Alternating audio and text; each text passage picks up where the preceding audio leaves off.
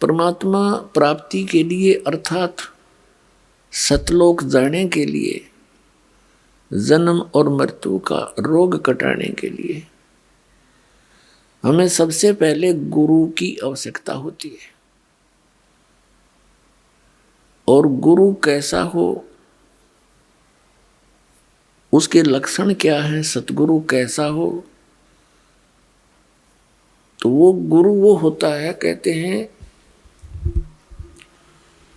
सतगुरु के लक्षण कहूं, मधुरे बैन विनोद, 4 वेद 6 शास्त्र वो कहे 18 बोध।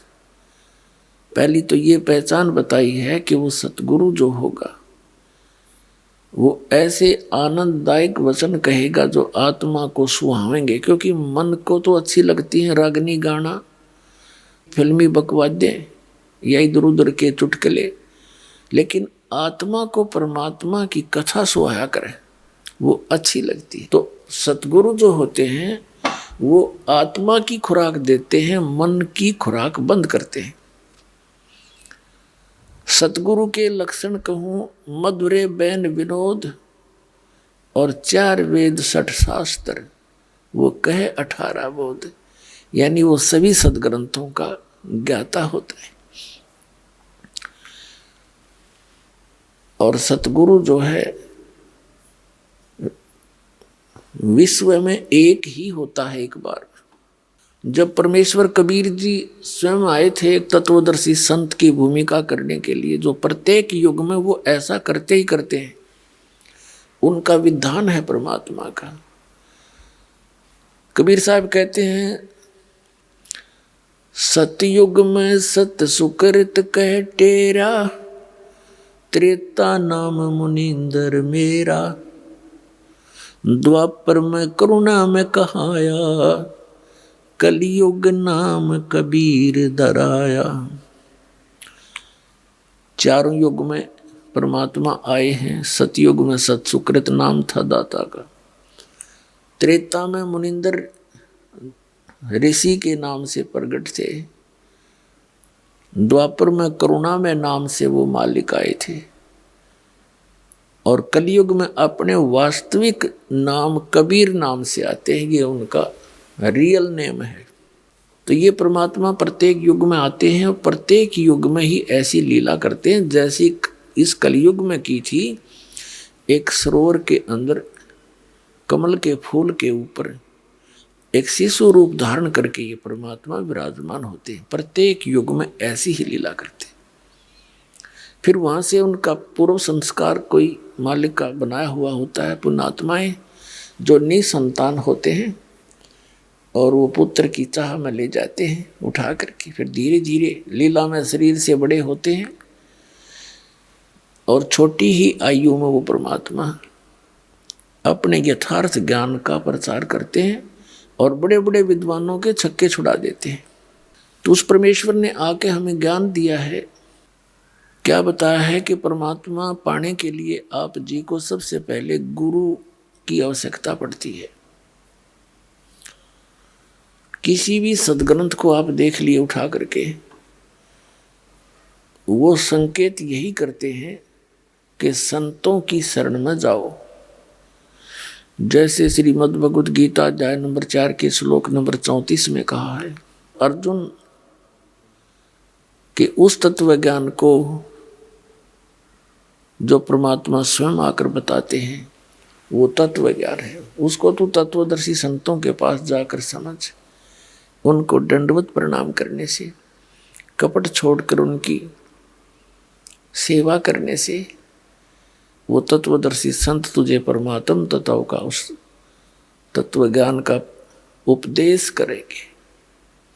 यजुर्वेद अध्याय नंबर 40 के श्लोक नंबर 10 से लेकर 13 तक यही स्पष्ट किया है कि इस परमात्मा के विषय में कोई तो जन्म लेकर उत्पन्न होने वाला अवतार रूप में मानता है, जैसे श्री राम और श्री कृष्ण, और कोई ये मानते हैं कि वो जन्म लेता ही नहीं, वो तो निराकार है। लेकिन ये यथार्थ ज्ञान परमात्मा साकार है या निराकार है, ये तत्वदर्शी संत बताओगे, उनसे पूछो। और विद्वान तथा अविद्वान की परिभाषा भी तत्वदर्शी संत बताओगा। जैसे किसी ने कोई अक्षर ज्ञान हो गया, संस्कृत भाषा जान ली, उसको विद्वान कहने लगे। एक भाषा को जानने से जीव विद्वान नहीं हो सकता। किसी को संस्कृत भाषा आती है तो उसको इंग्लिश नहीं आती, तो इंग्लिश में अविद्वान हो गया।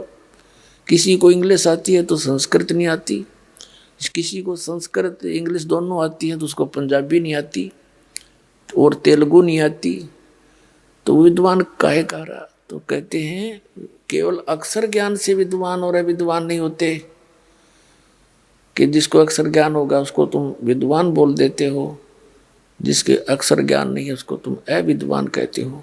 विद्वान और अविद्वान की परिभाषा भी वो संत बताओगा। तो क्या बताया है? चारों युग में संत पुकारे, को के कहा हम हेल रे, हीरे माणक मोती बरसे, ये जग चुगता ढेल रे। क्या बताते हैं कि सतगुरु पूर्ण संत की शरण में जाने से आपको लाभ होगा, अन्यथा यह जीवन आपका नष्ट हो रहा है। क्या बताते हैं?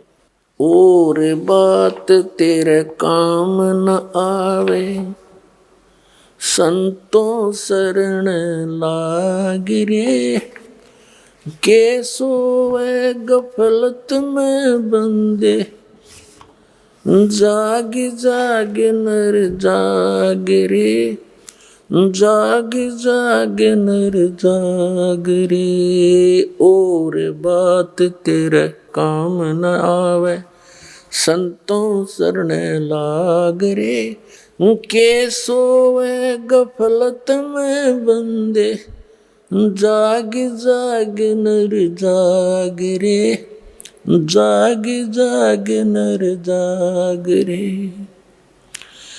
भाई उठ सवेरे ओका भर लिया, के जाग्या नर भाग रे। उठ सवेरे हुक्का भर लिया, क्या जाग्या नर भाग रे।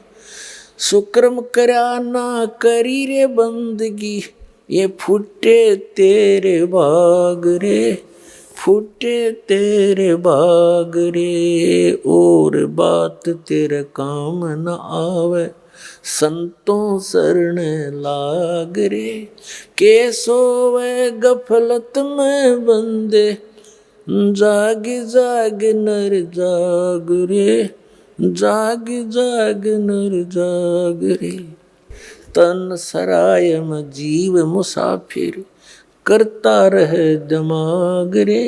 रात बसेरा कर ले डेरा, चले सवेरा त्याग रे, चले सवेरा त्याग रे। और बात तेरे काम न आवे, संतों शरण लाग रे, के सोवे गफलत में बंदे, जाग जाग नर जाग रे, जाग जाग नर जाग रे। उमदा चोला बण्या अनमोला, लगे दाग पे दाग रे। 2 दिन की गुजरान जगत में, क्यों जले बिरानी आग रे, जले बिरानी आग रे। और बात तेरे काम न आवे, संतों शरण लाग रे, के सोवे गफलत में बंदे, जाग जाग नर जाग रे, जाग जाग नर जाग रे। कुबद का चढ़ी चडरी चत पे, तू ओया मनुष्य से नाग रे। कुबद का चढ़ी चडरी चत पे, तू होया मनुष्य ते नाग रे। सूझे नहीं सजन सुख सागर, बिना प्रेम बैराग रे, बिना प्रेम बैराग रे। और बात तेरे काम न आवे, संतों शरण लाग रे, के सोवे गफलत में बंदे, जाग जाग नर जाग रे। भाई हर सुमरे सो हंस कवावे, ये कमी क्रोधी कागरे। हर सुमरे सो हंस कवावे, ये कमी क्रोधी कागरे। बौरा न भर में विष के वन में, चल बेगमपुर बाग रे। चल बेगमपुर बाग रे, और बात तेरे काम न आवे, संतों शरण लाग रे। के सोवे गफलत में बंदे, जाग जाग नर जाग रे। जाग जाग नर जाग रे।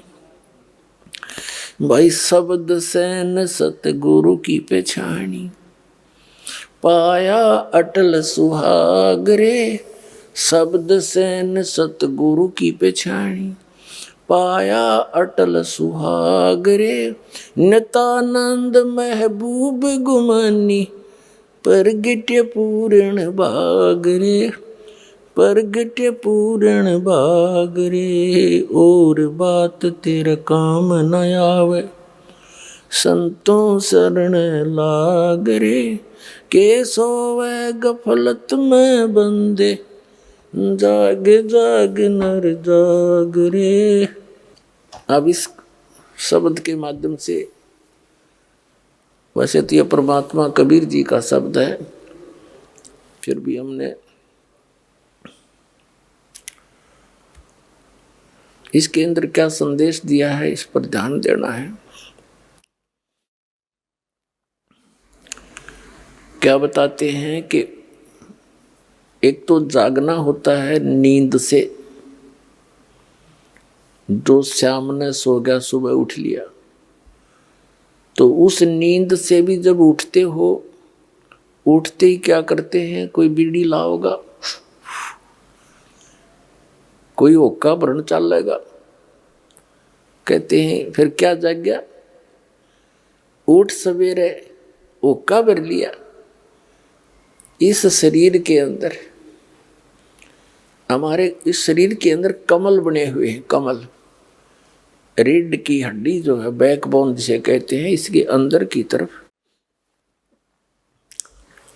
ऐसे कमल चक्कर बने हुए हैं, और उनके अंदर उन भगवानों का संबंध है, यहाँ के प्रधानों का।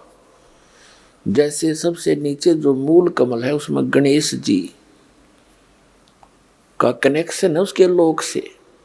उससे 2 उंगल ऊपर लगभग, यानी नीचे जो रीढ़ की हड्डी नीचे जाकर गुदा के पास एंड होता है, इससे 2 उंगल ऊपर तो गणेश जी का मूल कमल है। उसके बाद स्वादिष्ठान चक्र है, सावित्री और ब्रह्मा जी के उस लोक से इसका कनेक्शन होता है।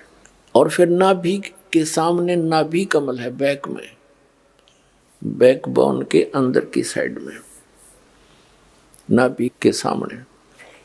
तो उसमें विष्णु और लक्ष्मी जी का निवास है, यानी उनके लोक से वो कनेक्टेड है सबका, ऐसे तार से कनेक्टेड है सब जितने भी प्राणी मनुष्य शरीरधारी हैं। और हृदय कमल, हम दोनों सतनों के बीच में जो स्थान है, वो बैकबोन रीढ़ की हड्डी के अंदर की तरफ, यानी ये तो एक निशान है कि यहाँ है वो, इसको हृदय मध्य का कमल कहते हैं। इसमें शिव और पार्वती जी का वो लोक है, उससे संबंध है इसका। और कंठ कमल में, ये कंठ है, इसके यहाँ पर जहाँ ये थोड़ी सी बैंड होती है रीढ़ की हड्डी, इसके अंदर की साइड में इसका दुर्गा जी का कमल है, उसके लोक से कनेक्शन है। आगे त्रिकुटी कमल है, सहस्रार कमल है। तो इस प्रकार अब क्या बताते हैं, जैसे जो हुक्का पीते हैं, तो इस शरीर के अंदर उन कमलों में जैसे ये धुआं ऑक्सीजन के स्थान पर कार्बन डाइऑक्साइड है, और इसका इस सारे शरीर में प्राणों से ही ये सब क्रियाएं हो रही हैं, श्वास इस वायु से। तो ये वायु के अंदर मिलकर इन कमलों के अंदर जाकर के ये अपनी दुर्गंध छोड़ता है और उस दुर्गंध का कुछ अंश उन भगवानों के लोकों में जाता है जहां वो विराजमान है। तो इस प्रकार परमात्मा ने बताया है कि वो जो व्यक्ति हुक्का पीते हैं, शराब पीते हैं या कोई सिगरेट पीते हैं, तम्बाकू सेवन करते हैं, तो उनका जो असर है इस शरीर के अंदर विद्यमान उन शक्तियों पर भी पड़ता है, वो बहुत दुखी होते हैं इनसे। तो परमात्मा कहते हैं उठ सुबेरे उका इसके अंदर धुआं ठोक दिया, जैसे आपका कोई रिलेटिव आ रहा हो किसी कमरे में और उसको बैठा रखा हो कमरे में, और उसमें फिर जाके एक हुपला फोड़ कर गोसा और उसमें धुआं छलगा दे और कवाड़ दे बंद करे, वो क्या कहेगा तुम्हारी तरह, अच्छे मूर्ख रहे, मेरा दम घोट दिया इन्होंने। तो इसी प्रकार ये हमारे भगवान जो यहाँ के जो प्रधान हैं शरीर में विद्यमान है। कहते हैं सुकर्म किया ना करी बंदगी, ना भगवान का नाम लिया ना कोई शुभ कर्म किया, उठते धुआं ठोक दिया शरीर में, फूटे तेरे भाग रे। फिर बताते हैं कि तन सराय में जीव मुसाफिर। अब दूसरा जागना क्या है, ये तो एक इस निंद्रा से जागा, शाम न सो गया सुबह जाग गया। दूसरी नींद में हम सोए पड़े हैं, मोह ममता की अज्ञान अंधेरे में, मोह ममता की निंद्रा में हम गहरे सोए पड़े हैं। उसको जगाते हुए कहते हैं कि इस तन सराय में जीव मुसाफिर यू करता रहे दिमाग रे, रात बसेरा कर ले डेरा, चले सुबेरा त्याग रे। ये शरीर जो आपको मिला है ये समझ लो एक धर्मशाला है ये, या सराय है, और ये सराय आपको मिली किस लिए थी। जैसे कोई धनी व्यक्ति दूसरे स्थान पर शहर में जाता है, वहाँ किसी धर्मशाला या रेस्टोरेंट में रुकता है, होटल में, उसका वो उद्देश्य क्या लेकर जाता है, वहाँ कोई विशेष बिजनेस पॉइंट ऑफ व्यू से जाता है धनी व्यक्ति, और जो पूंजी वो लेकर गया था उस पूंजी से उस सराय में किराए पर रुक कर आगे बिजनेस करना था उसका उद्देश्य, और वो ना करके और ही अटपट करके वो पूंजी नाश कर दी। तो फिर वो किराया जितना आपने दे रखा था वो खत्म हुआ, आपके पास चवन्नी रही नहीं, तो आपको जबरदस्ती होटल के कमरे से बाहर कर दिया जाएगा। तो यहाँ बताते हैं कि इस तन सराय में जीव मुसाफिर करता रहे दिमाग रे। अपनी अपनी अटकलों से सभी अटके बैठे हैं, अपनी अपनी सोच से सभी अपने को बुद्धिमान मानते हैं, लेकिन अध्यात्म मार्ग के अंदर गुरु जी के द्वारा दिए गए ज्ञान को आप जी ने अंतिम मानना चाहिए। आपसे कितने बुद्धिमान हो, इस संसारिक कार्यों में बेशक बुद्धिमान हो, लेकिन आध्यात्मिक मार्ग में आप बालक हो, और बालक ने बड़ों की बात मानना अनिवार्य होता है। कहते तन सराय में जीव मुसाफिर करता रहे दिमाग रे, रात बसेरा कर ले डेरा, तो चले सवेरा त्याग रे। वो सवेरा कब होगा, जब मृत्यु होगी। मृत्यु होगी तब आंख खुलेंगी। कहते सपना साजा टूट उठ के मुंड पकड़ रोए। जैसे सपने में इंसान पता नहीं क्या क्या, कब कोई दुखी भी होता है, और कई बार ऐसे सलोने सपने भी आते हैं, कारों में घूम रहा होता है, पता नहीं कहाँ कहाँ जा रहा होता है, और जब आंखें खुलती हैं निंद्रा भंग होती है, उसी खाट पर पड़ा पावा जिस पर लेट रहा था। तो जब ये सराय यानी ये सवेरा होगा, निंद्रा टूटेगी यानी शरीर छूट जाएगा, तब ये सवेरा होगा तुम्हारा। और सपने में जो कुछ भी तुम अपना मानने बैठे थे वह खक नहीं पावे, खोजे तो भी ना पावे, देखे तो भी ना दिखे, इतना बहुत दूर जा चुके होगे, पकड़ कर यम के दूध पता नहीं कहाँ ले जा चुके होंगे। और फिर क्या बनेगी, कहाँ मेरी कार है, कहाँ मेरी कोठी है, कहाँ बेटा और बेटी है। जो काम करना था वो करया नहीं। क्या बताते हैं, उमदा चोला बना अनमोला, ये लगे दाग पे दाग रे। एक पेट के लिए इंसान ना जाने कितने पाप करके, कितनी झूठ बोल के, अटपट करके, नरे पाप इकट्ठे करके विश्राम लेता है। और मिलना मिलाना वही है जो उसके भाग्य में दाता ने निर्धारित किया हो। यह बात जब तक हमारे हृदय में गहनता से नहीं बैठेगी, नहीं जचेगी कि जो मिलना है वो दाता ने देना है। कर्म करना आपका फर्ज बनता है, क्योंकि ये शरीर ऐसा दिया है इसमें, और विश्वास रखा कि जो मालिक देगा, जैसे रखेगा वही ठीक है। पहले तो जब तक हम परमात्मा की शरण में नहीं आते हैं तो हमें केवल अपना प्रारब्ध ही मिलता है। प्रारब्ध में जो हमारे भाग्य में निर्धारित है वही मिलेगा, उससे अधिक और कम नहीं हो सकता, चाहे कोई सिर पटक ले। लेकिन जब हम कबीर परमेश्वर की शरण में परम संत के माध्यम से आते हैं तो फिर उस परमात्मा की रजा चलेगी, जीव की नहीं चलेगी। जैसे हमने अपने जन्म और मृत्यु के रोग को समाप्त करवाना है, तो आप जी ने यहाँ उपदेश लिया है, तो आप इस हॉस्पिटल में एडमिट हो गए। इस परमात्मा के इस हॉस्पिटल के द्वारा आप उपचाराधीन है आपकी आत्मा। और फिर उपचाराधीन व्यक्ति, रोगी, डॉक्टर की मान्यता उसका शीघ्र भला होगा, वो स्वस्थ होगा। साथ में अपनी भी तगड़मबाजी लड़ाता रहेगा तो वो देर कर देगा।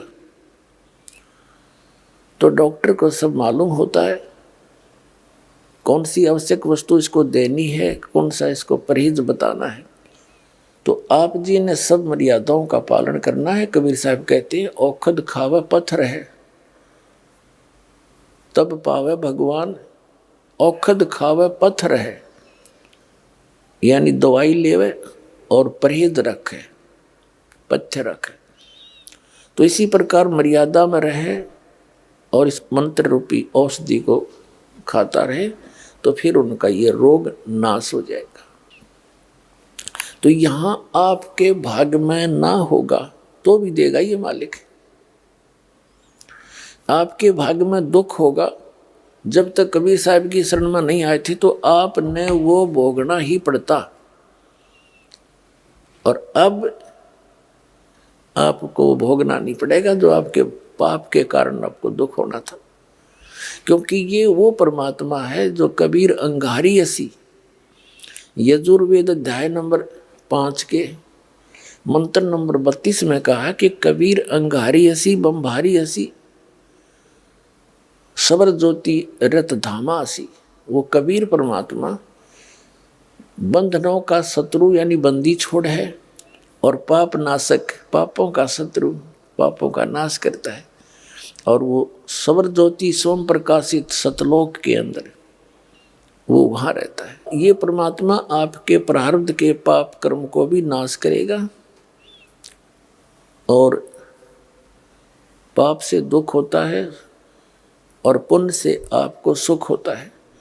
तो हमारे इतने पुण्य नहीं है कि हम आजीवन सुखी बने रहें। कभी पुण्य है, पुण्य के कारण सुख है, तो फिर पाप के कारण दुख भी भोगना पड़ता है, जब तक हम कबीर परमात्मा की शरण में नहीं आते। तो यहाँ आदरणीय गरीबदास साहिब जी बताते हैं कि मासा घटे न तिल बधे, विद ना लिखे जो लेख, और सच्चा सतगुरु मेट कर ऊपर मार दे मेघ। मासा घटे न तिल बढ़े, जो आपके प्रारब्ध में विधाता ने जो लिख रखे वो ना घट सकते ना बढ़ सकते। कब तक? जब तक आप सतगुरु की शरण में नहीं आ जाते, कबीर परमात्मा की शरण में। यानी सच्चा सतगुरु जो होता है वो वही कहलाता है जो सत्य पुरुष का ज्ञान देता है। बाकी सतगुरु नहीं है, क्योंकि उनको ज्ञान में कंप्लीट नहीं है। वो कोई ब्रह्म तक पूजा बताता है, कोई विष्णु जी तक, कोई कृष्ण जी तक, कोई राम जी तक, तो ये सतगुरु नहीं है। और जो सतलोक की जानकारी देते हैं उनका ज्ञान व्यर्थ है, ठीक नहीं है, तो वो भी सतगुरु नहीं है। बेशक वो सतपुरुष की महिमा भी सुनाते हों, जैसी भी उनको ज्ञान है। तो सतगुरु वही है जो 4 वेद 6 शास्त्र जो कहे 18 बोध। तो पुण्यात्माओं, आपका सौभाग्य है कि आप जी को उस परम पिता की शरण मिल गई, जिसकी शरण में आने के बाद आपको प्रारब्ध का कर्म कोई सेध देगा नहीं, पाप नहीं दुख देगा।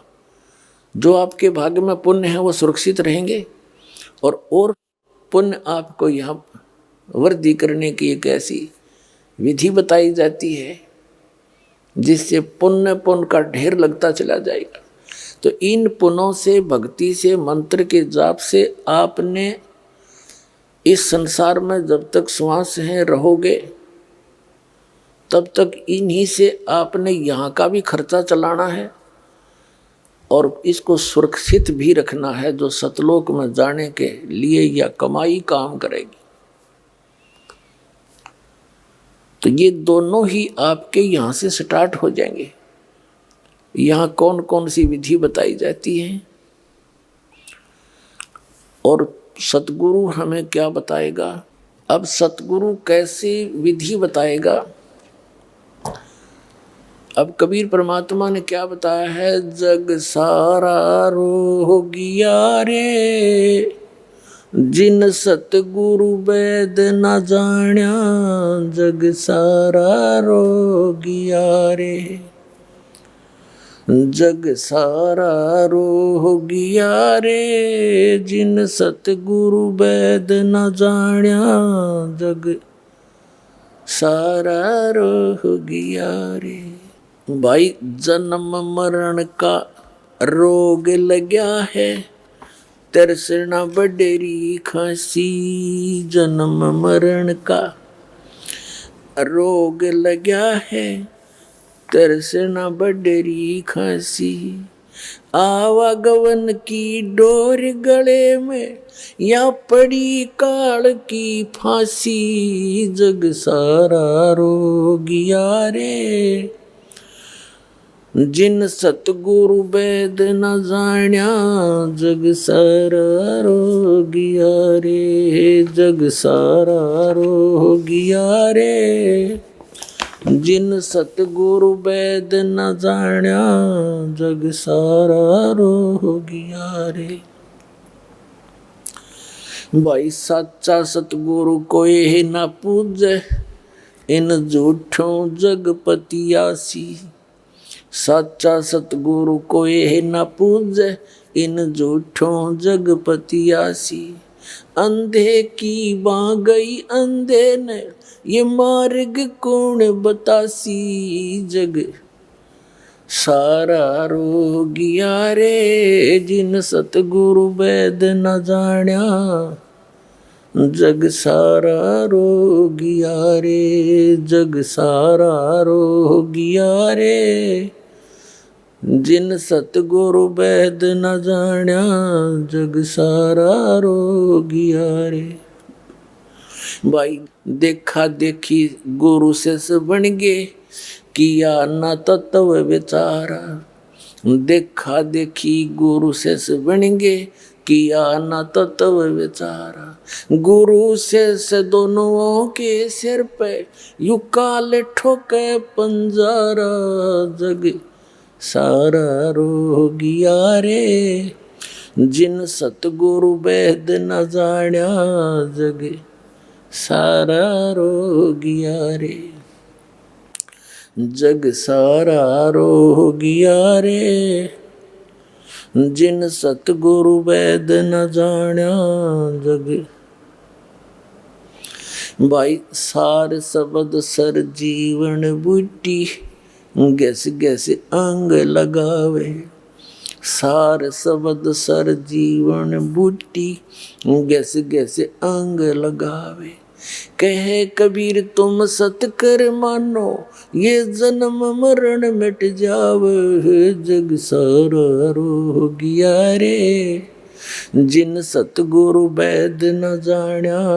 जग सारा रोगिया रे, जग सारा रोगिया रे, जिन सतगुरु वैद न जाण्या।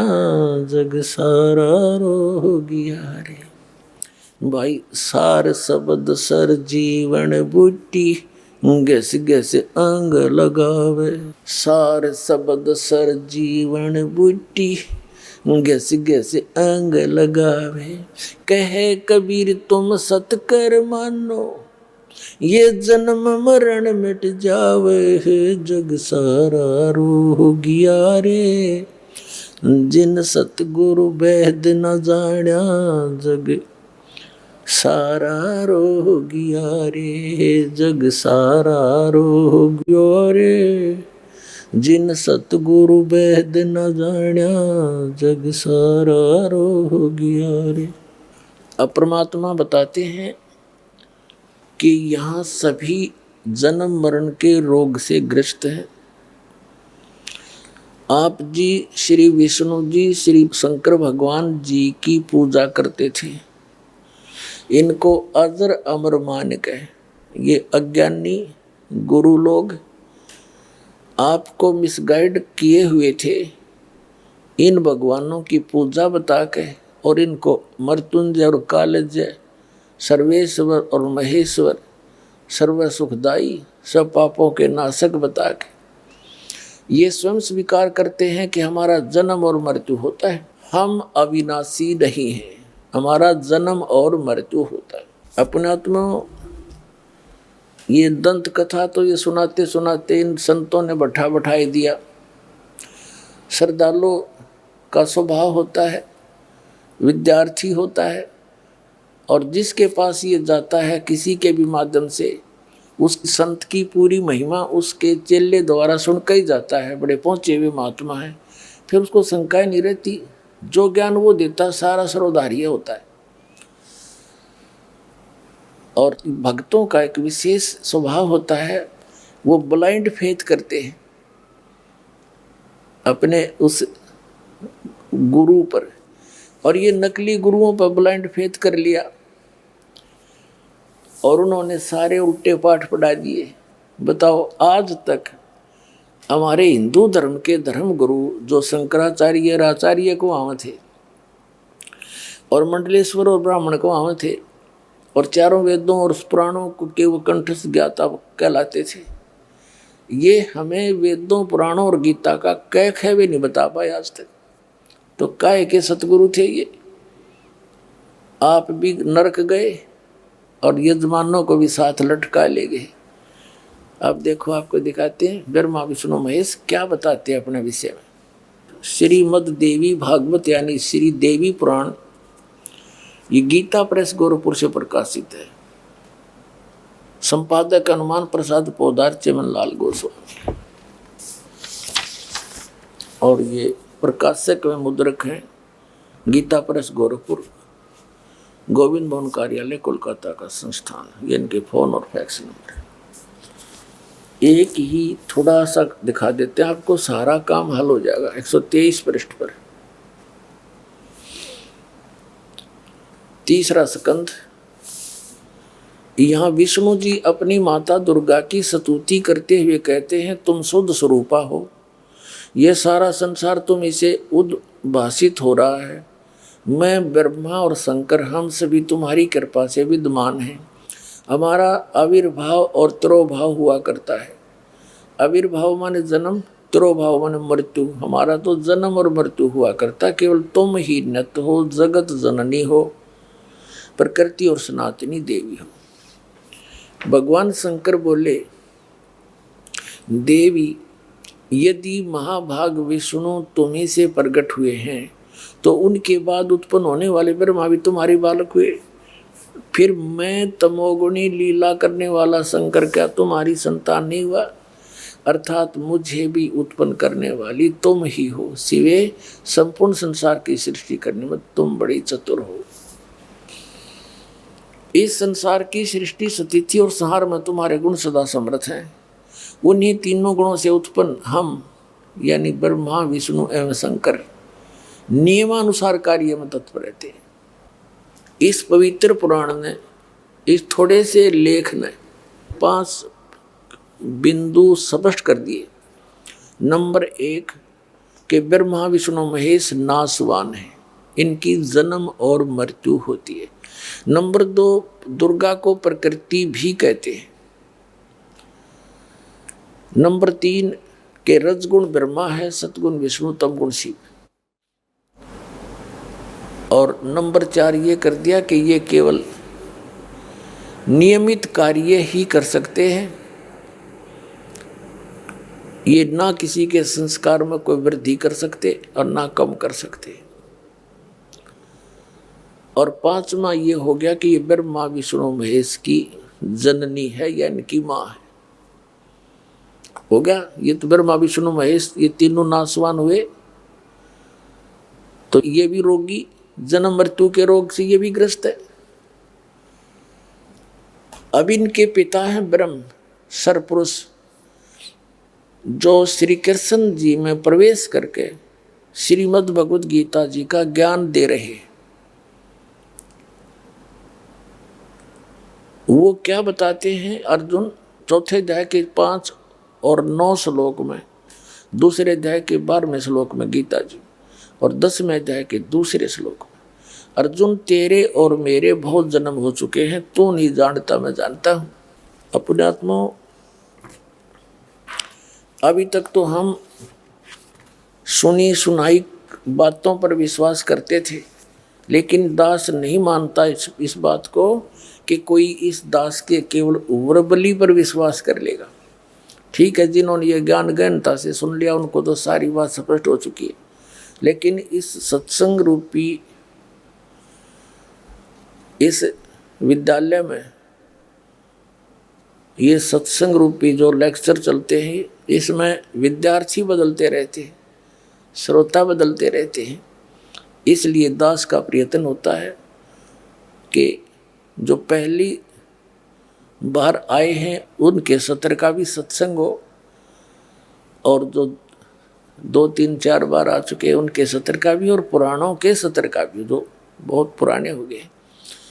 तो ये सामूहिक ही ये ज्ञान दिया जाता है, और ये ज्ञान यज्ञ का फल आपको मिलता है। अब देखिएगा, श्रीमद् भगवद गीता, गीता प्रेस गोरखपुर से प्रकाशित है, जयदयाल गोविंद का इसके अनुवादक है। ये इसने अपने हाथ से लिखा है। देखिएगा, श्रीमद् भगवद गीता अध्याय नंबर 4 के और श्लोक नंबर ये 5, यहाँ इसका अनुवाद है। हे परंतम अर्जुन, मेरे और तेरे बहुत से जन्म हो चुके हैं, उन सब को तू नहीं जानता, किंतु मैं जानता हूं। ठीक हो गया।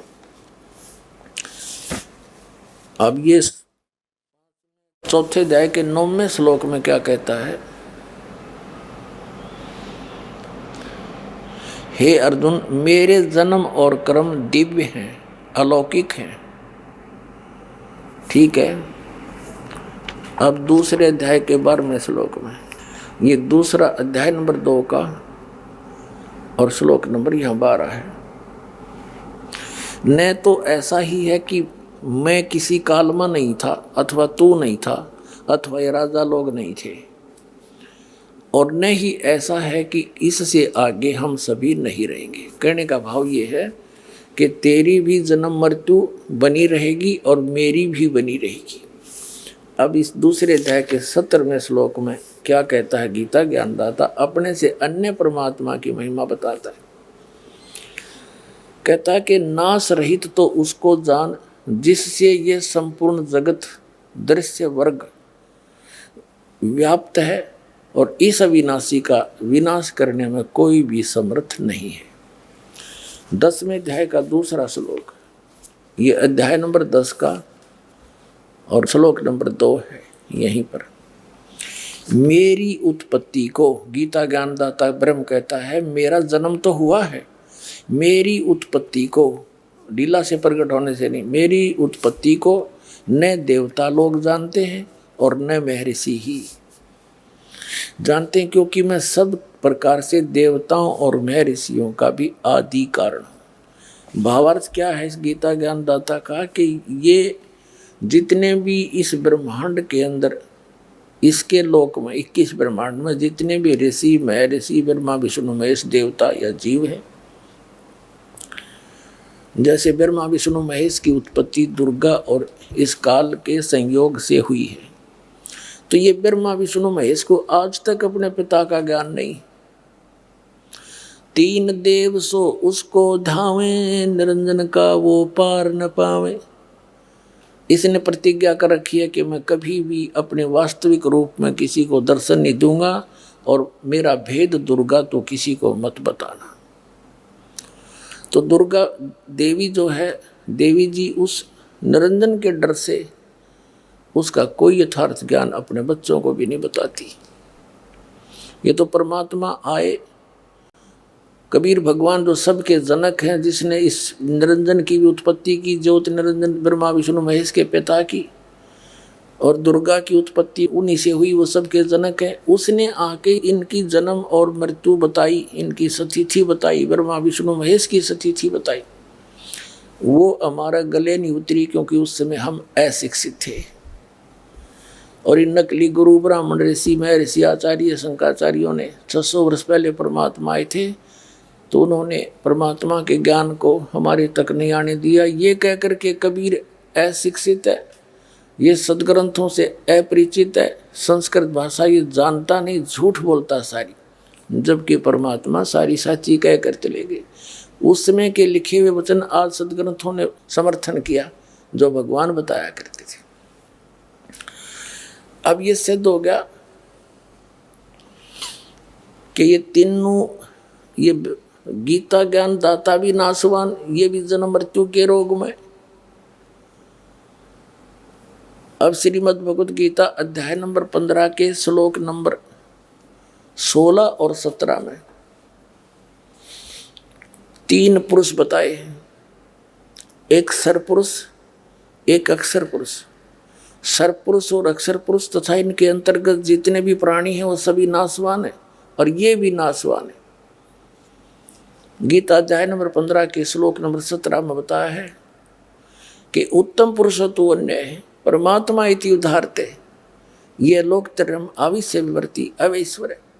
उत्तम पुरुष श्रेष्ठ परमात्मा तो कोई और है इन दोनों से, सरपुरुष और अक्षर पुरुष से। ये देखिएगा श्रीमद् भगवत गीता, गीता प्रेस गोरखपुर से प्रकाशित है। अध्याय नंबर 15 का श्लोक नंबर 16 और 17 दिखाते हैं आपको। श्रीमद् भगवत गीता अध्याय नंबर 15 का और श्लोक नंबर 16 यहाँ पर है।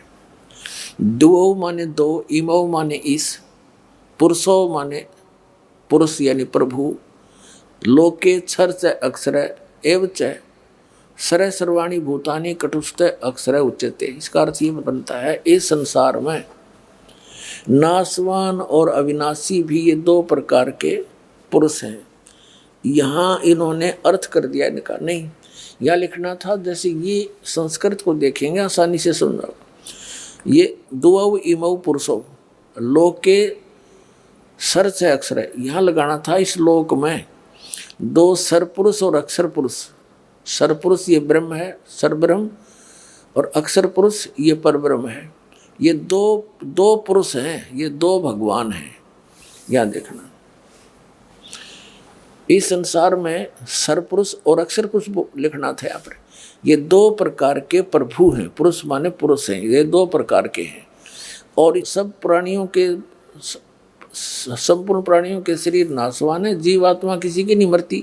तो कहने का भाव ये है कि इन दोनों भगवानों के, पुरुषों के जितने भी इनके लोक हैं, इनके अंदर जितने प्राणी हैं, और ये स्वयं भी दोनों नासवान हैं। सरपुरुष ये ब्रह्म है, 21 ब्रह्मांड का ये मालिक है, और अक्षर पुरुष ये परब्रह्म है, ये 7 शंख ब्रह्मांड का स्वामी है। और उत्तम पुरुष है तू अन्य परमात्मा इति उदाहरते है। ये देखिएगा गीता अध्याय नंबर 15 के और श्लोक नंबर 17 में, ये 17 में उत्तम पुरुष है तू अन्य। उत्तम पुरुष यानी पुरुषोत्तम श्रेष्ठ भगवान तो अन्य है परमात्मा इति उदाहरते, जिसको भगवान कहते हैं। इन दोनों से सरपुरुष और अक्षर पुरुष है तो वो अन्य है, कोई और है जो तीनों लोकों में प्रवेश करके सबका धारण पोषण करता, वो अवय ईश्वर है। अवय माने अविनाशी, अवय अविनाशी।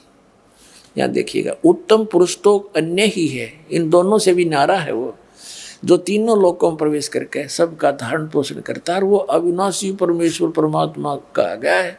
अपने आत्मा गीता ज्ञानदाता कहता है अर्जुन, यदि तूने मेरी शरण में रहना है तो युद्ध भी करना पड़ेगा। 8वें अध्याय के 5 और 7 श्लोक में गीता ज्ञानदाता कहता है कि तू युद्ध भी कर, मेरा स्मरण भी कर, मुझे प्राप्त होगा। लेकिन युद्ध, जहाँ युद्ध करना पड़े फिर वहाँ शांति नहीं हो सकती। इसलिए 8वें अध्याय के 8, 9, 10 श्लोक में कहा कि तू उस परमात्मा की भक्ति, परम अक्षर ब्रह्म की उत्तम पुरुष है तू अन्य, उसकी भक्ति करेगा तो उसको प्राप्त होगा। मेरी भक्ति करेगा तो मुझे प्राप्त होगा। लेकिन मेरी भक्ति करेगा तो युद्ध करना पड़ेगा, शांति नाम की चीज नहीं। 18वें अध्याय के 62वें श्लोक में कहा कि अर्जुन तू सर्वभाव से, गीता जी में कहा है कि सर्वभाव से उस परमेश्वर की शरण में जा, उसकी कृपा से तू परम शांति को और सनातन परम धाम को, सनातन यानी सबसे सदा का रहने वाला शाश्वत स्थान को प्राप्त होगा। 15वें अध्याय के 1 से लेकर 4 में ये स्पष्ट किया है कि ऊपर को जड़, नीचे को तीनों गुण रूपी शाखा वाला यह उल्टा लटका हुआ संसार रूपी वृक्ष है। और जो संत इसके सभी भाग बता देगा, तना कौन है, डार कौन है, शाखा कौन है और जड़ कौन है, कौन भगवान है, तो वो सवेदवित, वो तत्वदर्शी संत है। उसके पश्चात परमेश्वर के उस परम पद की खोज करनी चाहिए, जहाँ जाने के बाद साधक कभी लौटकर संसार में नहीं आते। और जिस परमात्मा ने सभी ब्रह्मांडों की रचना की है, जो सबका उत्पादक है, और मैं उसी की शरण में हूँ, उसी की भक्ति करनी चाहिए और किसी की नहीं। स्पष्ट हो गया। अब इनकी थोड़ी सी आयु बताते हैं। जैसे एक ब्रह्मा जी की मृत्यु कैसे होती है, इसका 1000 चतुर्युग का दिन, इतनी ही रात्रि। एक चतुर्युग में कितने वर्ष होते हैं? सतयुग, त्रेता, द्वापर और कलयुग, इन चारों का पीरियड मिला के 43,20,000 वर्ष होते हैं। इसको चतुर्युग बोलते हैं। ऐसे ऐसे 1000 वैसे तो 1008 होते हैं, लेकिन लंब संप मान कर चलते हैं, संख्या बहुत घनी हो जाती है। 1000 चतुर्युग का दिन ब्रह्मा जी का, 1000 चतुर्युग की रात्रि। ऐसे 30 दिन रात का महीना और 12 महीने का एक वर्ष हुआ, और 100 वर्ष की आयु है ब्रह्मा जी की। मृत्यु हुई। फिर इसके बाद विष्णु जी की ब्रह्मा जी से 7 गुना अधिक आयु है, तो 700 यानी इससे 7 गुना होगी, 700 वर्ष हो गए उस प्रकार बने हुए वर्ष। और भगवान शंकर की विष्णु जी से 7 गुना आयु है, और फिर भी मृत्यु होगी। यानी ब्रह्मा जी से 49 गुना हो गया। इतनी लंबी उम्र है और फिर भी मृत्यु होगी इसकी। इस प्रकार जो शंकर जी तमोगुण मरेंगे, ऐसे ऐसे 70,000 बार ये तमोगुण शंकर जी की मृत्यु हो लेगी। ये क्या करता है काल? जैसे ब्रह्मा की मृत्यु निश्चित, विष्णु की निश्चित, शिव की निश्चित, समय कितना ही हो। उससे पहले ये अपनी पत्नी दुर्गा के संयोग से उन्हीं ऊपर इसने 3 स्थान बना रखे हैं, एक रजोगुण प्रधान, एक सतोगुण प्रधान, एक तमोगुण प्रधान। जैसे एक मकान में 3 कक्ष हों, एक कक्ष के अंदर साधु संत फकीरों के चित्र लगे हों, दूसरे में अश्लील चित्र लगे हों, और तीसरे में देशभक्त शहीदों के चित्र लगे हों, तो जिस भी कक्ष में जैसे चित्र लगे हैं व्यक्ति का वहाँ वैसा ही मन बन जाता है, वैसी उसकी भावना जब तक उसमें रहेगा, उनके सब चित्रों को, उनको देखकर उनके गुणों को वैसा ही स्वभाव बन जाता है। तो ऐसे ही इसने ऊपर अपने ब्रह्मांड के ऊपरले स्थान पर एक गुप्त स्थान बना रखे हैं। तो वहाँ इसने ऐसे 3 स्थान बना रखे हैं। तो वहाँ दुर्गा को जब ये ब्रह्मा जी की उत्पत्ति करता है नए जीव की, तो दुर्गा को बना लेता है सावित्री रूप और स्वयं बन जाता है पंचमुखी ब्रह्मा। और फिर उनके संयोग से जो पुत्र होता है वैसे स्वरूप का, वैसे स्वभाव का बन जाता है। फिर उसको कोमा में रखते हैं, ये परवरिश जारी रहती है। ब्रह्मा की मृत्यु होते ही युवा ब्रह्मा को एज इट इज रख देते हैं और फिर वो नए सिरे से काम संभाल लेता है। ऐसे ही विष्णु जी को तैयार करके रखते हैं। वो विष्णु मर जाता है, वो ब्रह्मा मर जाता है, वो शिव मर जाता है, वो आत्माएं 84 लाख योनियों में चली जाती हैं और नई अच्छी आत्माओं को, वो पुण्यात्माओं को वहाँ उन पदों पर फिर नियुक्त कर देता अपने पुत्रों के रूप, अपने इस व्यवस्था को बनाए रखने के लिए।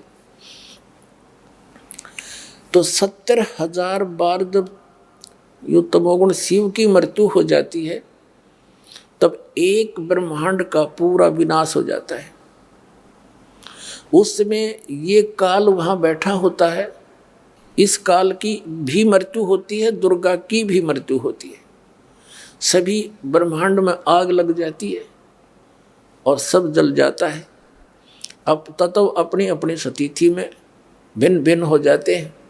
फिर यहाँ से ये क्या ऑटोमेटिक सिस्टम बना रखा है परमात्मा ने इसके लिए। ये क्या करते हैं, इस ब्रह्मांड से सभी प्राणी ऊपर को उठ जाएंगे नू के नू, और ये यहाँ के जितना भी तत्व है ये यहीं रह जाएगा। जो भी यहाँ इसका मटेरियल है ये ऊपर चले जाएंगे एकदम पूरी स्पीड से, वो दूसरे ब्रह्मांड में प्रवेश कर जाएंगे। एक सुराख उसके अंदर से जाते हैं, जैसे चीट खकाट उठे कण जाते हैं। आप कभी प्रकाश की रोशनी में देखते हो ऐसे, तो ऐसे जाते हैं ऊपर को, तो दूसरे ब्रह्मांड में जाते ही ये अन्य प्राणी अचेत हो जाते हैं। और ऐसी सिस्टम बना रखा परमात्मा ने, दुर्गा और इस काल के दोनों के युवा शरीर बन जाते हैं, नए शरीर बन जाते हैं। तो ये फिर अपने संयोग से, अपने वचन से, कुछ अपने मैथुन क्रिया से पुनः फिर दूसरे ब्रह्मांड में सृष्टि रचते हैं और फिर इसी प्रक्रिया से धीरे धीरे वहाँ पूरा फैल जाता है। तब तक अरबों खरबों वर्षों के बाद नंबर आता है दूसरे ब्रह्मांड का।